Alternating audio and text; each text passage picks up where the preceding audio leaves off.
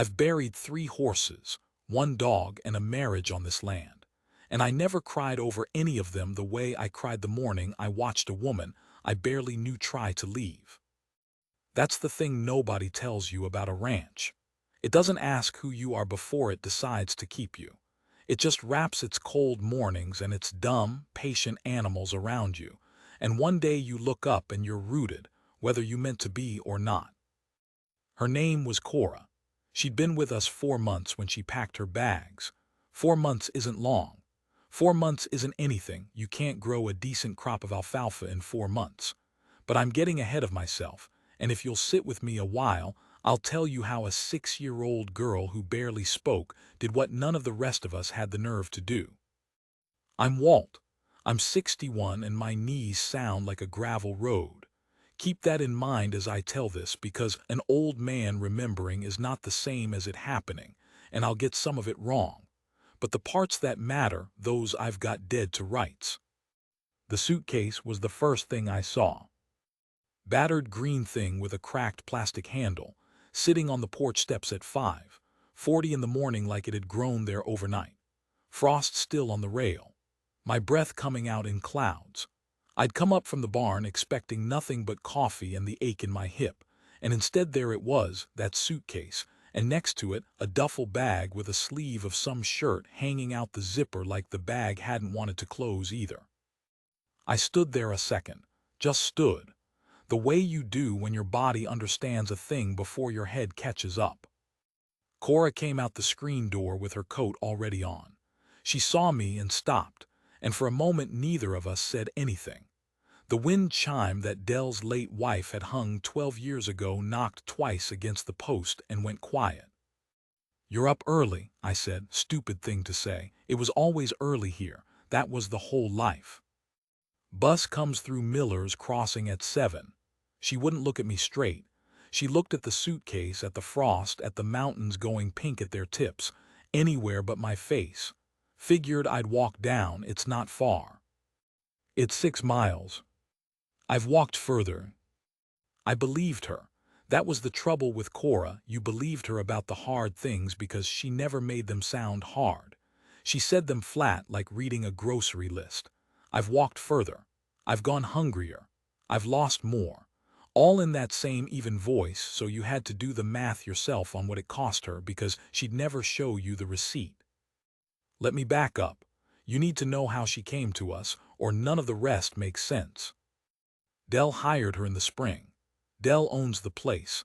I just run the cattle end and have since his father's time.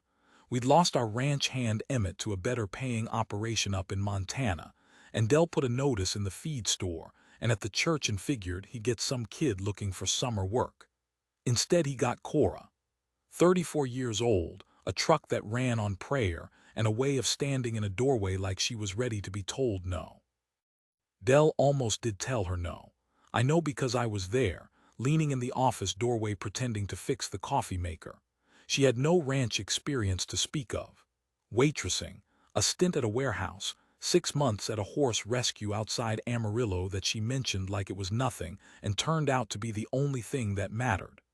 Dell asked her why she wanted the job and she said, "I need somewhere the phone doesn't ring." Dell's a soft touch under all that leather. He hired her on a 2-week trial. She stayed 4 months. And here's the part I didn't understand until much later. She wasn't just running toward quiet. She was running from a whole life. But she didn't come in trailing it behind her like some people do, wanting you to ask, wanting to pour it all out over the first cup of coffee. She came in clean, locked, and she worked like the work was the only thing keeping her upright, which I came to learn it just about was. That first week she got up before me, and I get up at 5. She mucked stalls without being asked. She figured out the temperamental gait on the north pasture that even Emmett never mastered. And she was good with the animals in a way you can't teach. She had a stillness the horses trusted. Old Ranger, our meanest gelding, a horse that had bitten every hand who'd ever worked here including me twice, followed her around like a dog inside of 2 weeks. "Where'd you learn horses?" I asked her once. "Amarillo. 6 months at a rescue teaches you that." She was quiet a while, brushing Ranger down in long, even strokes. Then, you learn fast when it's the only thing that makes you feel like a person. I didn't ask what she meant. Should have, maybe. But out here you let people keep their locked rooms. God knows I've got mine. Now the daughter. Because this whole story is really about the daughter, and I've been circling her like she's the sun and I'm scared to look straight at her. Her name is Lily. She's Dell's granddaughter. 6 years old, and she came to live with Dell the same spring Cora arrived, which the good Lord's timing is never accidental, I've decided in my old age. Lily's mother, Dell's daughter, Sarah, died in February. Car accident on the icy stretch of highway past the Nollins place. And Lily's father was long gone before that, so the girl came to Dell with nothing but a booster seat's worth of belongings, and a silence you could have stood a fence post in. She didn't talk. Not wouldn't couldn't, seemed like. The doctor in town used a word, selective mutism, and gave Dell a pamphlet, and Dell put the pamphlet on the fridge and looked at it every morning like it might have grown new words overnight. Lily hadn't spoken a full sentence since the funeral. She'd point. She'd nod. She'd make a small sound when she needed something. But words, those had gone somewhere with her mother, and none of us knew the road to bring them back. So you had these two arrive the same season. A woman who'd locked her voice up on purpose, and a little girl who'd lost hers to grief. And I want to tell you they recognized each other right off, but that's not how it went. Real things are slower than that. For the first month, Cora barely noticed Lily, and Lily watched Cora the way barn cats watch you from a distance, from under things ready to bolt. Cora worked. Lily haunted. Dell doted on the girl and worried himself gray, and I stayed out of it because children make me nervous, always have, on account of I never learned the trick of talking to them like they're people. It was Ranger that did it in the end. Of course it was. One evening in early June I came up from the south field and there was Lily, standing at the paddock fence, one small hand stretched through the rails toward Ranger, the biting horse. The mean one, and my heart went straight up into my throat because I've seen what that animal can do. I opened my mouth to holler. And Cora was already there. She'd come out of the barn moving quiet and quick, and she didn't grab the girl, didn't yank her back and scare her. She just crouched down beside Lily, slow, and put her own hand up next to the child's, and said something too low for me to hear. And Ranger, that devil horse, brought his big head down and lipped at Lily's palm, gentle as anything, looking for the sugar cube Cora had palmed into the girl's hand without any of us seeing. Lily didn't laugh. She didn't talk. But she turned and looked up at Cora, and something passed between them. I was too far off to name it. But I saw Cora's shoulders come down from around her ears, the way a person's do when they set a weight down. After that they were quiet together. That's the only way I know to say it. Cora didn't push the girl to talk, didn't do the thing everybody else did, the bright, hopeful voice, the "can you say good morning?" That made Lily shrink into herself. Cora just let the girl be silent alongside her, handed her a curry comb, showed her how to check water troughs. Let her ride up in the truck cab to take feed to the far pasture, the two of them not saying a word the whole bouncing way out and back. And Lily came home those evenings looking lighter than I'd seen her. Dell noticed everything about that girl. She smiled today, he told me one night on the porch, wonder in his voice like he was reporting a comet. Out at the barn, Cora had her feeding the chickens and she smiled. That's good, Dell. It's the first time since. He didn't finish. He didn't have to. He just sat there turning his coffee cup around and around in his big cracked hands, and I let him, because some griefs you can only hold in the quiet. So you understand. By the time that green suitcase showed up on the porch steps, Cora wasn't just a ranch hand who'd worked out well. She'd become the thread that was slowly pulling one small broken girl back into the world. And she was leaving. Why? I said, standing there in the frost. Not really a question, I didn't have it in me to make it a question. Cora picked up the duffel. It's better this way. Better for who? Walt, she said my name like a door closing. Don't. But I'm 61 and I've earned the right to be a stubborn old fool. So I didn't move out of the way of the steps and I said, "They'll know you're going." I left him a note. A note. I felt something go hot in my chest. 4 months and the man gets a note. It's a good note. And here her voice cracked, just the hairline of a crack, the first I'd ever heard in it. I said thank you. I said everything she stopped, pressed her lips together, got herself back under control the way she did, and it was a terrible thing to watch, that control, because now I knew what it cost. There's a reason I don't stay places, Walt. There's a reason. And it's got nothing to do with any of you. And I need you to let me go before the sun's all the way up. Because if I have to do this in the daylight, I don't think I. Does it have to do with the phone? She went still. I'd remembered, see. I need somewhere the phone doesn't ring. First thing she ever said to Dell. And in 4 months I'd never once seen Cora on a phone, never seen her check one, and I'd figured her for one of those people who'd gone off the grid on principle. But standing there in the cold, I understood it different. You don't hide from a phone on principle. You hide from a phone because there's a specific voice on the other end of it that you're afraid to hear. There's a man, I said quiet, isn't there? Cora's jaw worked. She looked out at the mountains. The pink was climbing down toward the tree line now, the sun getting ready to make its case. He found out where I am, she said finally. I don't know how. I got a letter, no return address, but I know his hand. A short breath. 4 years I've been running and I got 2 of them, Walt. 2 whole years of quiet right here at the end, and I let myself think. She shook her head hard, like clearing water from her ears.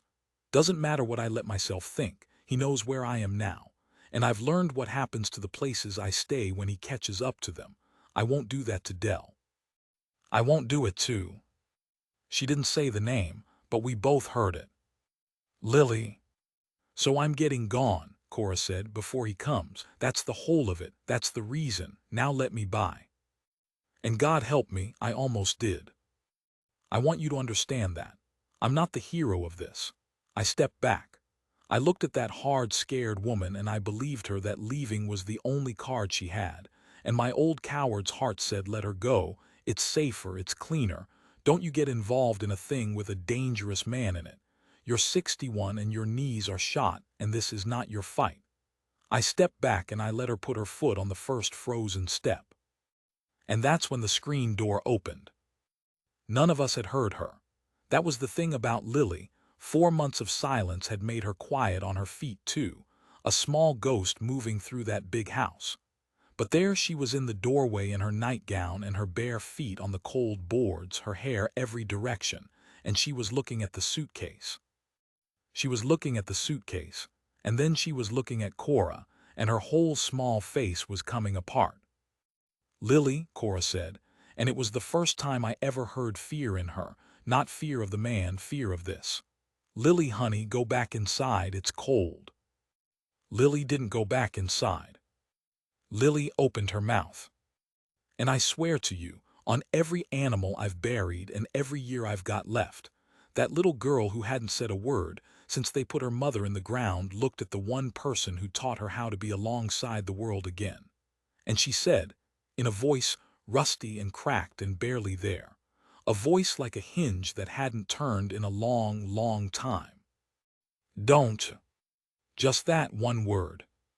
The same word Cora had said to me, don't. The suitcase handle slipped out of Cora's fingers.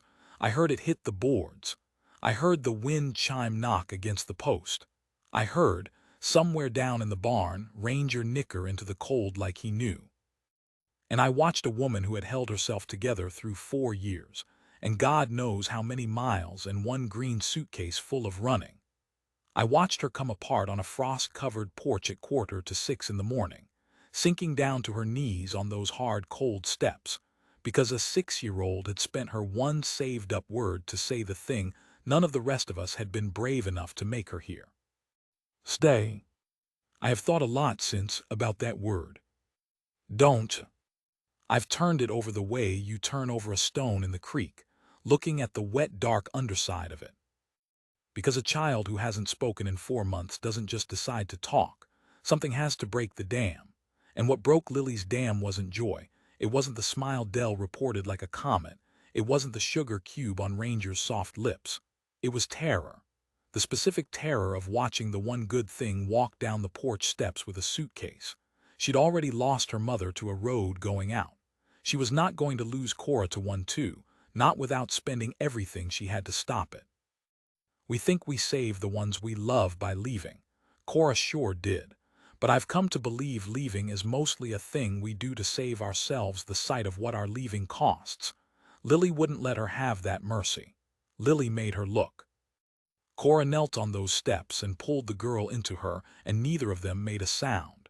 And I stood there like a fence post, feeling my own face wet and not caring.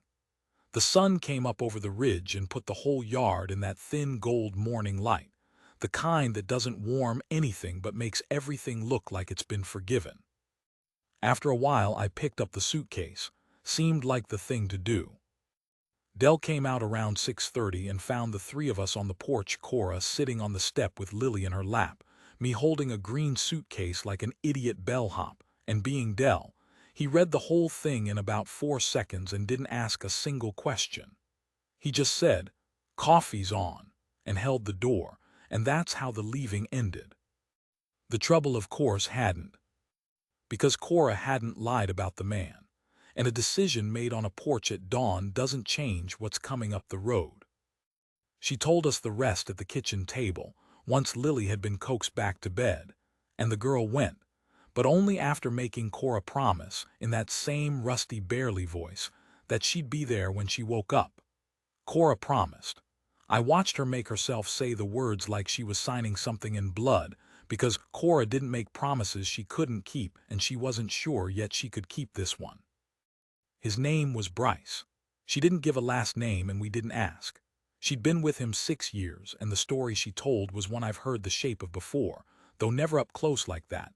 The slow way a life gets smaller, the friends that fall off, the family that stops calling because he made every visit a misery, the way the world narrows down to just him and the weather of his moods. She said the first time he put her in the hospital, she told the doctors she'd fallen off a ladder. She said the last time, she didn't wait around to go to the hospital. She took the truck and $400 and drove until the money ran out, and then she waitressed until she had gas money, and then she drove some more. 4 years of that. Amarillo was one stop, the horse rescue, the 6 months, the only place she'd let herself get attached until here. He'd found her there too. She didn't say what happened, she just said, "I don't stay places again," and this time I understood it wasn't a preference. It was a scar. "He'll come here," she said, both hands around a coffee cup she wasn't drinking. "Maybe today, maybe next week. He likes to let you sweat, but he'll come. And when he does..." "When he does," Dell said, "he'll find out this is my land." I've known Dell 40 years. I've seen him gentle a spooked colt, and I've seen him weep at his wife's grave, and I've seen him give his last $20 to a stranger's broken-down car. I had never once heard his voice do what it did on those 4 words. This is my land. Quiet, flat, final as a closing gate. Cora shook her head. "You don't know what he's like." "No," Dell agreed, "but I know what I'm like. And I know the sheriff, and I know every rancher from here to Miller's Crossing, and I know that a man who hurts women is generally a coward about men. So..." He got up, refilled her cup she wasn't drinking. "You're not walking to any bus, that's the first thing. We'll figure the rest as it comes." I'd like to tell you it was clean after that. It wasn't. Cora spent 3 days like a cat in a room full of rocking chairs, jumping at every engine on the county road, sleeping in her clothes. Dell called the sheriff, who was sympathetic and useless in the way the law usually is before a thing has happened. Nothing they could do about a man who hadn't shown up yet, but they'd keep an eye out. We took turns. I started carrying my old rifle in the truck, which I hadn't done since the coyote troubles of some years back. And I'm not a violent man, but I found I could imagine being one for this. And the whole time, the thing that undid me was watching Cora with the girl. Because now that Lily had spent her first word, more came. Not a flood, a trickle. A word here, 2 words there, and that voice that got a little less rusty every day. And every single one of them she gave to Cora. She'd follow her around the barn narrating in fragments, hoarse, cold, more like a toddler learning the world over again, which I suppose in a way she was. And Cora answered everyone. Never made a fuss over the talking, never said, "Good girl, you're talking," never spooked it.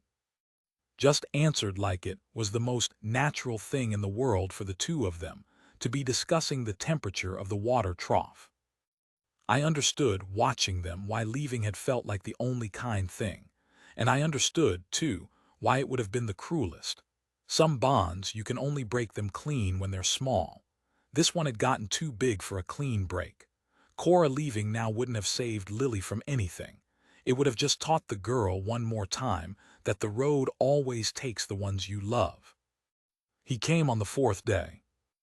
I was up on the north pasture fixing that temperamental gate when I saw the dust on the county road, a low-slung car, city car, moving too fast for our washboard dirt. Something in me knew. I've learned to trust that knowing. I got in the truck and I drove down faster than an old man should, my heart going like a trapped bird, and I got the rifle butt down in the footwell where I could reach it, and hated that I'd thought to. By the time I got to the yard, he was already out of the car. Bryce was not what I'd built in my head. That's the thing I want to tell the young folks who might be listening. The monster is never the size you painted him. He was ordinary. Medium height, decent haircut, a golf shirt, the kind of man you'd stand behind at the hardware store and never look at twice. He had a nice smile. That was the worst of it. He had a genuinely nice smile, and he was using it on Dell, who stood on the porch steps with his arms crossed. "Just want to talk to her," Bryce was saying, in a reasonable, warm voice as I came up. "That's all. Cora and I have some things to work out, and I've driven a long way, and I'd hate for this to be unpleasant. You seem like a reasonable man." "I am a reasonable man," Dell said. "So you understand, this is between me and her, family business." "She's not your family." "Well," the smile stayed, but something moved behind it, something that didn't match the shirt. "That's not really for you to say, is it?" I came up beside Dell, didn't say anything. Just stood the way you stand so the man could count us. He looked at me, dismissed me, old, harmless, and looked back at Dell, and I felt that dismissal like a gift because it meant he wasn't paying attention to the barn. Where Cora was, with Lily. I could see the pale shape of them in the barn's shadow, Cora with her body between the girl and the yard, the way Ranger stands between a foal and a strange dog. "Cora," Bryce called out sing-song, pitching his voice to Carrie. "I can see you, baby. Come on out. You know I just want to talk. You know how this goes. You can do the easy way or you can do the hard way, and honey, you have always, always chosen the hard way. And here is the thing I will remember until they put me in the ground." Cora came out. She stepped out of the barn shadow into the hard gold light of the yard, and she was scared. I could see it. The old scar of him written all over her. 4 years of running standing right there in the set of her shoulders. But she came out. She put herself in the open where he could see her, and she did it because staying in the shadow meant Lily was behind her in that shadow. And Cora had decided, I understood, that whatever happened next was going to happen in the yard and not near the girl. "Bryce," she said. Her voice was shaking, but she said it. "There she is," the smile again. He took a step toward her. "That's far enough," Dell's voice. "Old man, I swear to God." "That's far enough," Dell said again. And this time there was the sheriff's cruiser coming up the county road, because Dell had called him the second we saw the dust. Dell had been calling him every day for 4 days and finally had a thing to report. A man on his property refusing to leave. And Bryce heard the tires and turned and saw the lights, and the nice smile finally, fully fell off his face. And in the second that it fell, I saw her see it. Cora, watching the mask come off in front of Dell, in front of me, in front of the law pulling into the yard. For years she'd carried this man's version of events, that she was crazy, that she was difficult, that she chose the hard way, that it was family business, that it was somehow always her fault.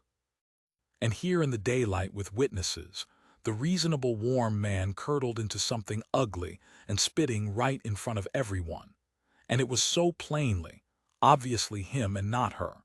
And I watched something in Cora's face that I can only call the lifting of a great and ancient weight. She wasn't crazy. She wasn't difficult. She'd always known it, somewhere under the scar. But knowing a thing alone and seeing it confirmed in other people's faces are two different countries, and she crossed from one to the other right there in the yard. I won't drag you through the rest. The sheriff was slow and thorough, and Bryce made it easy on everyone by mouthing off. And there was an order against him already in another county that made the whole thing simpler than it might have been. They took him. He went loud. Cora stood in the yard and watched the cruiser take him down the county road with the dust rising up behind it, and she didn't cry, and she didn't shake anymore. She just watched until the dust settled all the way back down to nothing. Then a small hand slipped into hers. Lily had come out of the barn. She stood beside Cora looking down the empty road, and after a while she said, clear now, the rust nearly gone, 4 days of practice in her small voice, "Is he gone?" And Cora crouched down to her level, the way she had that first evening at Ranger's paddock, and said, "Yeah, baby, he's gone. For good." Cora didn't lie to her. That's the thing about Cora, she never once lied to that child, not even a kind lie. "I don't know about for good," she said, "but for now. And if he comes back, there's a whole lot of us this time. You understand, you're not by yourself anymore. A breath. Neither am I." Lily thought about that with the enormous seriousness of the very young. Then she nodded and leaned into Cora, and the two of them stayed like that a while in the settling dust. Cora didn't leave. The green suitcase went up into the loft of the barn, and last I checked it's still there, gathering dust and mouse tracks, and I think that's exactly where it ought to stay, not thrown out, not unpacked all the way, just set down. A person who spent 4 years ready to run doesn't lose that overnight. Some mornings I still catch her going still at the sound of a strange engine on the road. But she stays. Every morning she stays, and staying, I've learned, is not one decision. It's the same decision made over and over, every single day, until one day you look up and it's just your life. Lily talks now. Talks plenty, makes up for lost time, Dell says, grinning, though you can see it get him right in the chest every time. She's got a whole running commentary going about the animals and opinions about everything, and she still gives most of her words to Cora, but there's enough now to go around. She called me Grumpy Walt the other day, and I have never in my life been so pleased about an insult. I asked Cora once, near the end of that first hard summer, why she came out of the barn that day, why she stepped into the open where he could see her, instead of staying in the shadow. She was brushing Ranger down, long even strokes, and she didn't stop. "You spend a long time," she said, "believing the only way to protect the people you love is to not be near them, that you're the danger, that the kindest thing is to go, stroke, stroke. And then a kid spends her one word on you." She was quiet a moment. "Turns out the bravest thing wasn't the leaving. I was real good at leaving. I could leave in my sleep." She finally looked at me, and there was something in her face that had healed, crooked but healed. The brave thing was letting them help me stay. I didn't have anything to say to that. Old men mostly don't when it counts. So I just handed her the curry comb, and we finished with Ranger in the good kind of quiet, the kind Cora had taught the whole ranch how to keep. And up at the house, I could hear a little girl's voice, clear and bright and going a mile a minute about nothing at all. And I thought about how a thing you're sure will break you sometimes turns out to be the exact thing that